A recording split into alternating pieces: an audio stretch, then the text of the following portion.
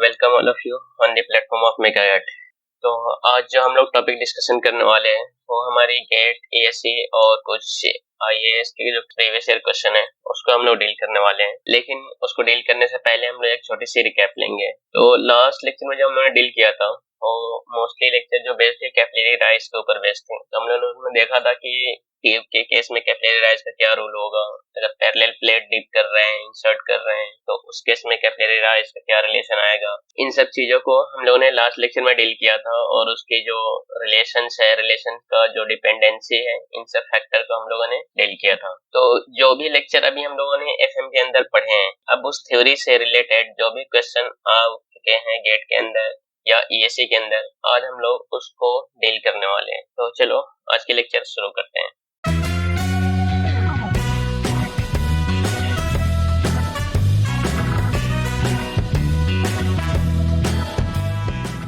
तो जो हमारी पहले क्वेश्चन है वो फ्लैट प्लेट से रिलेटेड है और फ्लैट प्लेट से रिलेटेड क्या है कि वो उसकी स्पीड के बेस पर ये कैलकुलेशन कराना चाह रहा है। तो इसको हम लोग देखते हैं। तो ये जो क्वेश्चन है ये ईएससी के अंदर मैकेनिकल ब्रांच में 2020 में ये क्वेश्चन पूछा जा चुका है। उसके अलावा फिर 2006 में ये सिविल के अंदर ये क्वेश्चन आ चुका है। उसके अलावा सिविल सर्विसेज के अंदर ये 2005 में क्वेश्चन आ चुका है। तो क्वेश्चन क्या है उसको जरा अब हम लोग देखते हैं। A flat plate of 0.1 metre square area, ये हमें क्या मिल गया, प्लेट की एरिया मिल गई, इज पुल्ड एट 30 सेंटीमीटर पर सेकेंड। मतलब इतने स्पीड से क्या कर रहा है कि एक फ्लैट प्लेट को पुल किया जा रहा है relative to the another plate located at a distance of 0.01 centimetre from it. तो अब तक क्या समझ में आया कि एक फ्लैट प्लेट है जिसकी एरिया ये देगी ये, और उसको इतने स्पीड से पुल किया जा रहा है किसके रिस्पेक्ट में, एक ऐसे प्लेट के रिस्पेक्ट में जो क्या है कि किसी डिस्टेंस पर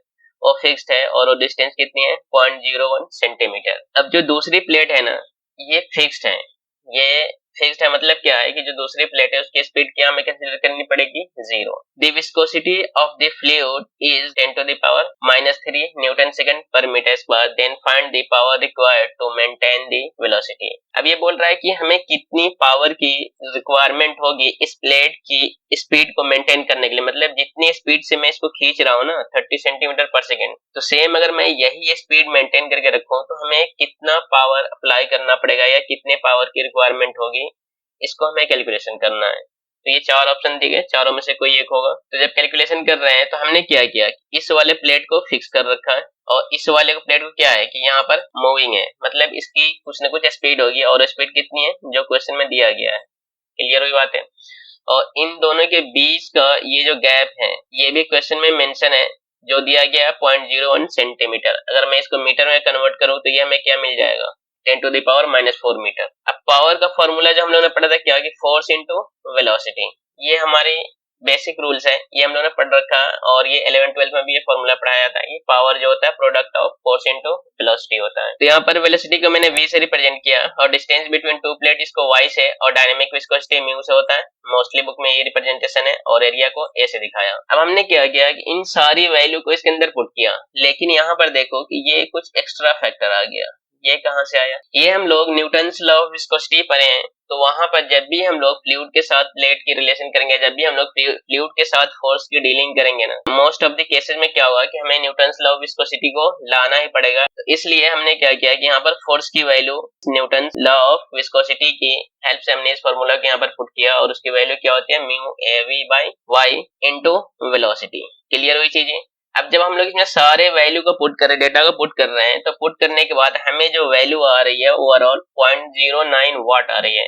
तो इससे क्या समझ में आया कि सेम फ्लूइड हमें दिया गया है, अब उसमें दो प्लेट को इंसर्ट किया गया, एक को फिक्स किया गया और दूसरे को मूविंग केस में लाया गया, और दोनों के गैप को अगर हमें इतना मेंटेन करते हुए अगर इस प्लेट को हमें मूव कराना है इस स्पीड से, तो हमें इतने पावर की रिक्वायरमेंट होगी सिस्टम के लिए। तो इसके हिसाब से जो हमारा ऑप्शन होगा वो क्या हो जाएगा, सी हो जाएगा 0.09 वाट। अब जो हमारी सेकंड क्वेश्चन है उसको डील करते हैं। ये भी हमारी प्लेट से रिलेटेड है, लेकिन यहाँ पर दो प्लेट नहीं करके यहाँ पर एक्चुअली में देखा जाए तो तीन प्लेट का इन्वॉल्वमेंट है, जिसमें से एक अपर एंड लोअर दोनों को फिक्स कर दिया गया और मिड वाली जो प्लेन है उसके ऊपर फोर्स अप्लाई कर रहे हैं, मतलब उसको मोशन दिया जा रहा है। तो अब हम लोग इसको देखते हैं।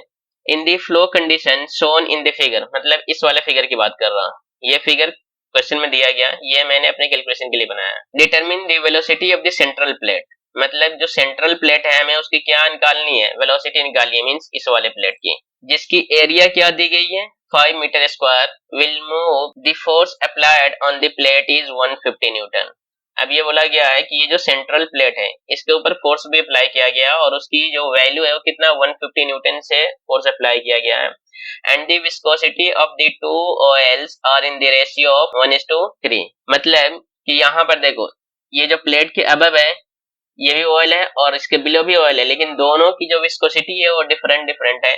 तो जब दोनों की विस्कोसिटी का जो रेशियो लिया गया तो वो क्या मिल गया 1:3। And the viscosity of fluid is this. अब ये बोला गया है क्या कि जो फ्लूइड की जो विस्कोसिटी है ना वो 0.1 न्यूटन सेकेंड पर मीटर स्क्वायर है। मतलब अब जो हम लोग इस फ्लूइड की जो विस्कोसिटी लेंगे ना वो इसके रिस्पेक्ट में लेंगे, तो इस वाले की वैल्यू क्या आ जाएगी 0.1 न्यूटन सेकेंड पर मीटर स्क्वायर और इसकी आ जाएगी क्या 0.3 न्यूटन सेकेंड पर मीटर स्क्वायर। या सिंपली इसके रिस्पेक्ट में निकालेंगे, अगर मैं इसको म्यू मान रहा हूँ तो म्यू वन क्या हो जाएगा, म्यू के इक्वल हो जाएगा, और म्यू टू क्या हो जाएगा 3 टाइम्स ऑफ म्यू के इक्वल होगा, क्योंकि रेशियो 1:3 है।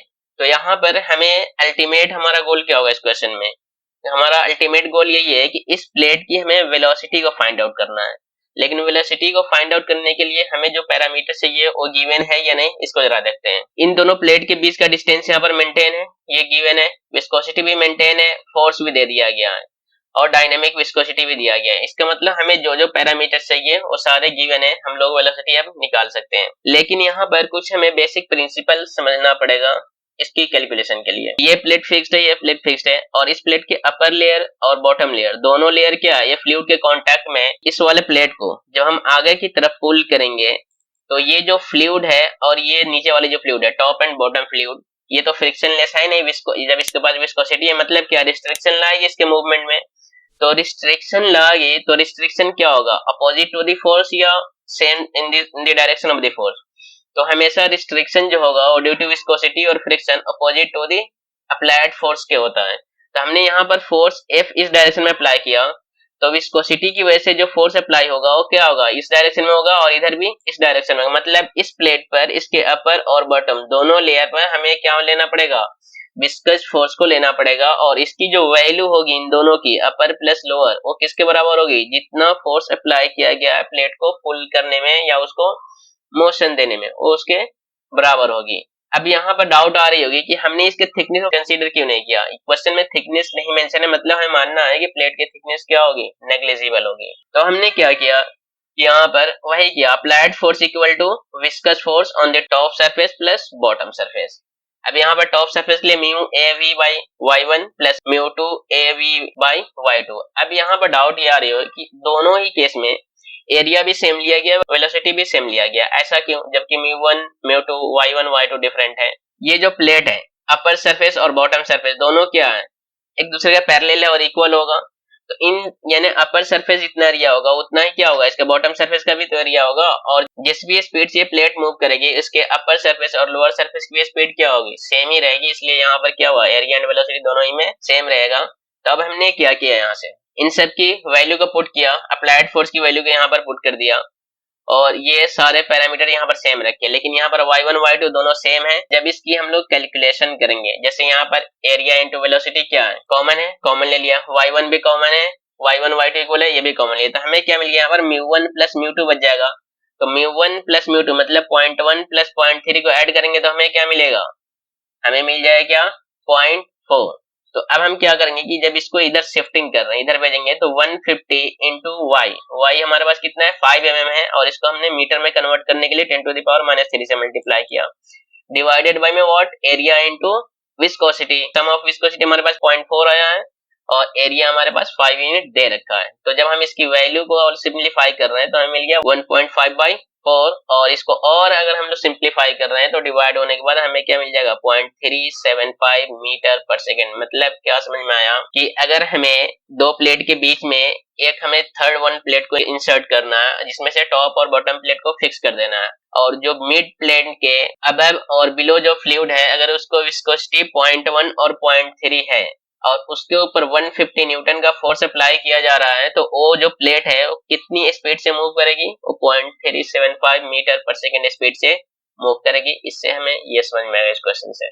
तो इस क्वेश्चन को हम लोग देखते हैं। ए स्केटर वेइंग ऑफ 800 न्यूटन, मतलब बोला गया है कि एक स्केटर है जिसका वेट कितना दिया गया है, 800 न्यूटन वेट दिया गया है, skates at a speed of 15 metre पर सेकेंड।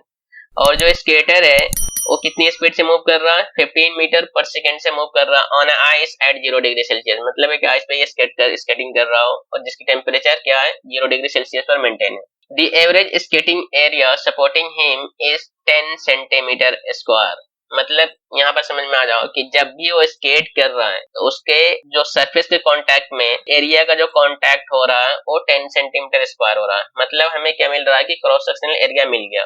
मतलब ये है कि पूरी बॉडी का लोड जितनी एरिया पर अप्लाई किया जा रहा है वो हमें एरिया ये दे रहा है। क्लियर हुई चीजें। And the coefficient of friction between the skate and ice is this. अब यहाँ पर कोएफिशिएंट ऑफ फ्रिक्शन भी मिल गया हमें, मतलब ये समझ में आ गया कि ये जो स्केटिंग कर रहा है वहां पर फ्रिक्शन अप्लाई हो रहा है और ये फ्रिक्शन अप्लाई होना भी चाहिए, क्योंकि आइस और स्केट क्या दोनों फ्रिक्शनलेस बॉडी है ही नहीं यार। दोनों अगर फ्रिक्शनलेस बॉडी होती तो फिर बैलेंसिंग क्या हो जाता, मुश्किल हो जाता, तो बैलेंस नहीं कर पाता। तो फ्रिक्शन का होना जरूरी है अपने आप को कंट्रोल करने के लिए। If there is actually a thin film of water between ice and skate, बोला गया है कि आइस और स्केट के बीच में जो कांटेक्ट सरफेस है उसके बीच में एक thin film of water layer बन रहा है, मतलब वाटर की एक पतली सी लेयर बन रही है। तो अब ये बोल रहा है कि उसकी थिकनेस क्या है, हमें ये बताओ। अच्छे समझने के लिए मैंने यहाँ पर एक पिक्टोरियल फॉर्म ड्रॉ किया है और इसको जरा समझते हैं कि कैसे हम लोग इसकी थिकनेस को निकाल सकते हैं। यहाँ पर क्या है कि हमने मान लिया है कि ये जो लेयर है ये आइस की लेयर है और ये जो यहाँ पर है ये जो इसकी सरफेस है आइस स्केट्स या स्केट्स वाली जो कांटेक्ट सरफेस है ये हमने मान लिया है कि इस बॉडी की है। इन दोनों के बीच में जो थिकनेस बन रही है ये एक्चुअली में इतना होगा नहीं, बस मैंने अपने अंडरस्टैंडिंग के लिए मैंने इतनी थिकनेस इसको प्रोवाइड कर रखी है। ये जो थिकनेस है ना, यही थिकनेस कौन सी है, ये thin film of water layer को हमने कंसीडर किया है। बात समझ में आई। तो इसका मतलब क्या है कि स्केट्स की और आइस के बीच में डायरेक्ट कांटेक्ट नहीं हो रहा है, दोनों के बीच में एक लेयर बन रही है और लेयर जो है थिन है और वो किसकी लेयर बन रही है, वाटर की लेयर बन रही है। तो हमें वही थिकनेस निकालना है। वो थिकनेस निकालने के लिए इतना तो समझ में आ गया कि हमें अप्लाई करना ही पड़ेगा न्यूटन्स लॉ ऑफ विस्कोसिटी को। तो न्यूटन्स लॉ ऑफ विस्कोसिटी को अप्लाई करने के लिए हमें क्या चाहिए, speed, dynamic viscosity and distance between the contact surfaces. Speed भी दे दिया गया, डायनेमिक विस्कोसिटी भी हमें मिल जाएगा, क्योंकि वाटर हम लोग जानते हैं अगर नहीं भी दिया गया है तो हमें याद रखना है कि वाटर की जो डायनेमिक विस्कोसिटी होती है 10⁻³ Newton second per metre square होती है। मोस्टली क्वेश्चन में गिवन रहता है, अगर नहीं गिवन है तो हमें ये कंसीडर करना है। अब हमें सारे फैक्टर मिल गए एक्सेप्ट क्या, विस्कस फोर्स। इसको निकालने के लिए हमें एक हिंट्स क्वेश्चन में दे रखा है कि उस स्केट्समैन जो है उसकी वेट दे रखी है, तो वेट से हम लोग क्या कर सकते हैं कि फोर्स ऑफ विस्कोसिटी निकाल सकते हैं। तो उसकी हेल्प से हम लोग विस्कस फोर्स निकालेंगे कैसे, कि हम लोग मैकेनिक्स में पढ़ चुके हैं क्या, इस बॉडी का जो वेट है ये वेट किसके बराबर होगा, इसके नॉर्मल रिएक्शन के बराबर होगा। अब ये बॉडी मूव कर रही है तो जब फ्रिक्शन लगेगी तो फ्रिक्शनल फोर्स क्या होती है, म्यू इनटू नॉर्मल रिएक्शन। जब दोनों को हम लोग यहाँ प्रोडक्ट लेंगे तो हमें क्या मिल जाएगा, फ्रिक्शनल फोर्स यहाँ पर मिल जाएगा। फ्रिक्शनल फोर्स है वो हमारी क्या होगी, को विस्कस फोर्स के बराबर होगी। अब ये क्यों होगी ये समझो, क्योंकि जो विस्कस फोर्स होता है ना वो always in the direction of motion में होता है, मतलब जिस डायरेक्शन में मोशन होगी ना उसी डायरेक्शन में क्या होगी, तो विस्कस फोर्स एक्ट करेगी। तो अब यहाँ पर क्या समझ में आया कि हमारे frictional force opposite to the क्या होती है, वेलोसिटी, और viscous force along the velocity. तो जब हम इन दोनों को बैलेंस करेंगे हॉरिजॉन्टल फोर्स के अकॉर्डिंग तो फ्रिक्शनल फोर्स क्या हो जाएगी, वो विस्कस फोर्स के बराबर हो जाएगी।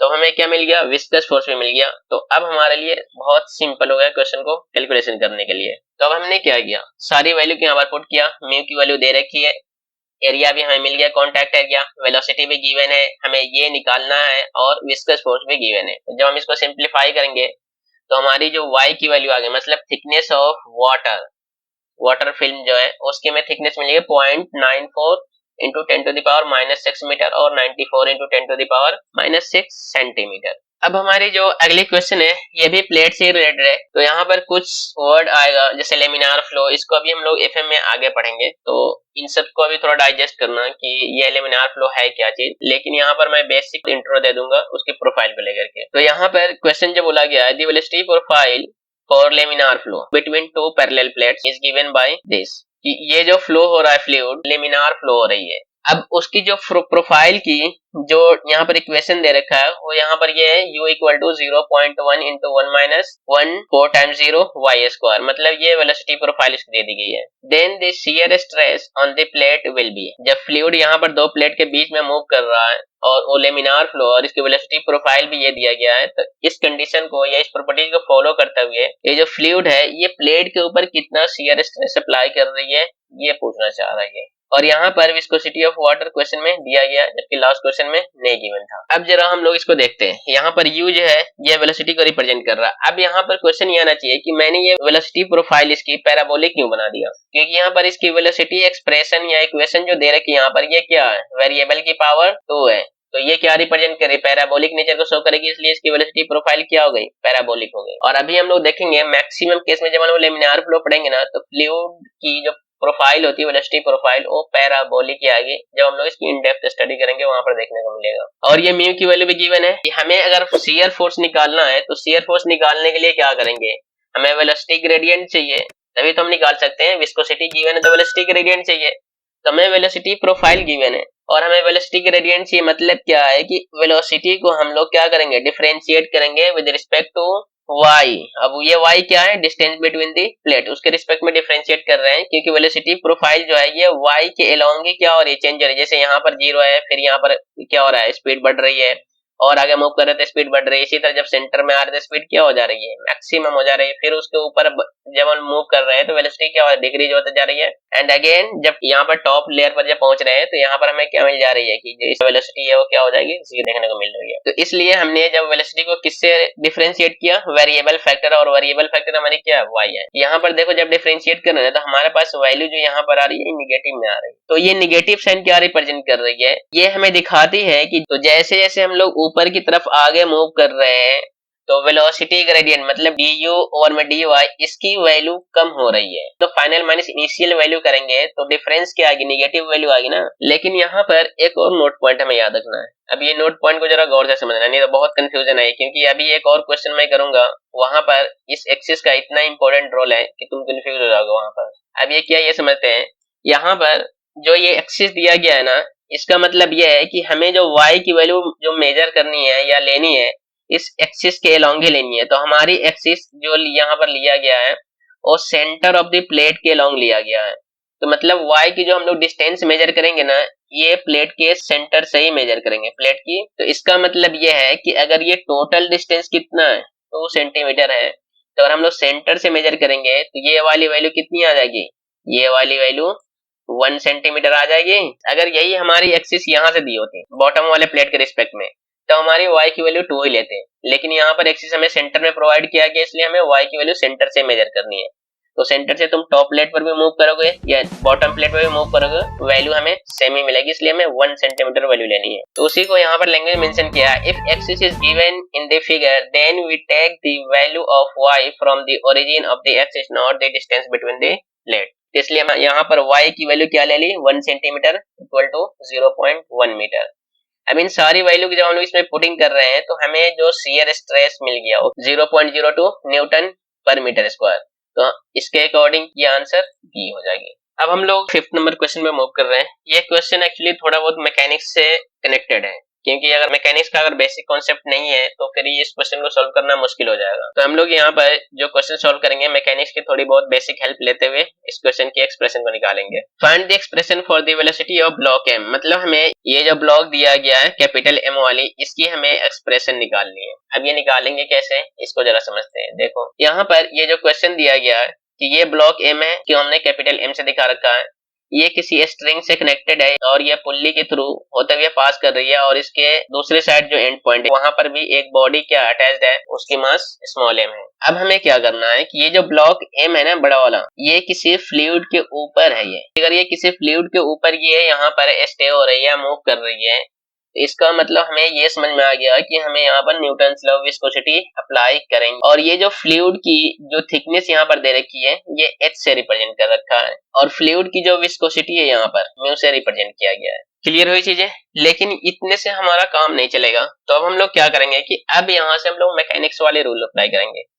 तो हम मैकेनिक्स के अकॉर्डिंग सॉल्व करेंगे तो ये हमारी क्या है, वेट लिफ्टिंग क्या केस आ गया यहाँ पर, और ये स्ट्रिंग से कनेक्टेड है तो क्या होगा कि ये इस वेट की वजह से मतलब mg की वजह से इस स्ट्रिंग में टेंशन जनरेट होगा और टेंशन कितना होगा, इस ब्लॉक की वेट के इक्वल होगा, मतलब mg होगा। अब ये सेम सिंगल स्ट्रिंग है तो यहाँ पर अगर mg है तो यहाँ पर भी क्या होगा, mg होगा। अब यहाँ पर देखो, अगर ये बॉडी नीचे की तरफ अगर स्लाइड करेगी या मूव करेगी तो ये वाली बॉडी किधर, इधर की तरफ मूव करेगी ना।